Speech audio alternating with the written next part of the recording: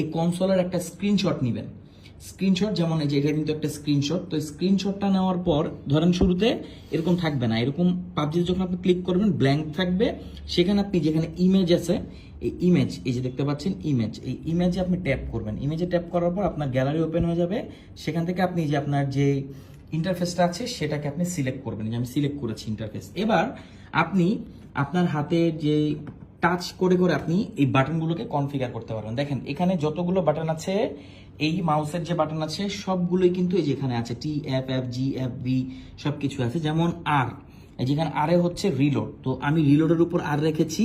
তারপরে যে Crouch C, হ্যাঁ সি এর ক্রাউচ আমি কিন্তু যে সি তে ক্রাউচটা রেখেছি। জেড যেটা আর কি মানে শুয়ে পড়া, আমি জানি না এটাকে কি বলে, তো এই যে এটা আমি জেড এ রেখেছি। এছাড়া স্পেস, স্পেসে হচ্ছে জাম্প, এই যে জাম্পটাকে আমি স্পেস রেখেছি। দেখেন আপনি চাইলে এটাকে মুভ করতে পারবেন, হ্যাঁ মুভ করা যায়, এটাকে মুভ করে আপনি যে কোনো জায়গায় কনফিগার করতে পারবেন। এরকম মাউসের যে রাইট বাটনটি আছে, রাইট বাটনটি আমি রেখেছি হচ্ছে এই ভিউ ফাইন্ডারে, আর যে লেফট বাটনটি আছে সেটা রেখেছি আমি যে ফায়ারের মধ্যে।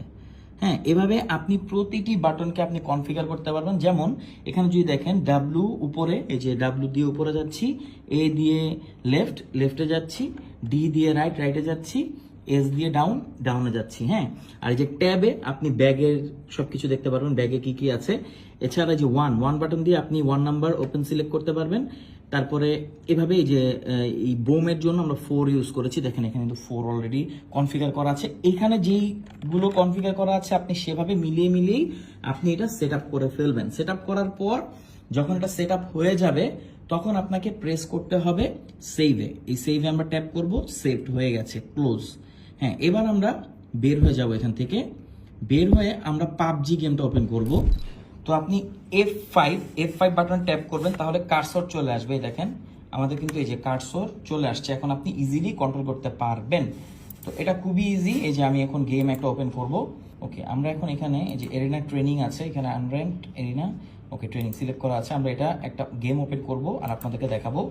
আর যখন আপনি গেম স্টার্ট করবেন তখন F5টা আপনি আবার প্রেস করলে তখন এইখানে যে কার্সর সেটা চলে যাবে। তো এইভাবে আপনি চাইলে যে কোনো গেমকে আপনি কনফিগার করতে পারবেন। তো আমরা একটু দেখি গেমটা। ওকে, এটা কিন্তু খুবই ইজি, মানে গেমিংটাকে একটা ডিফারেন্ট লেভেলে নিয়ে গেছে। আচ্ছা আমি একটু রিলোড করি। দেখেন এইভাবে কিন্তু মোবাইল গেমিং গুলো খেলার একটা অন্যরকম মজা আছে, বুঝছেন? মানে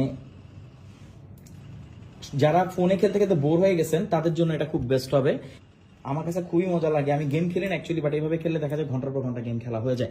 তো কেমন লাগবে জিনিসটা অবশ্যই জানাবেন, আর কখনো এভাবে খেলেছিলেন কিনা গেমস সেটাও অবশ্যই জানাবেন। Thank you so much.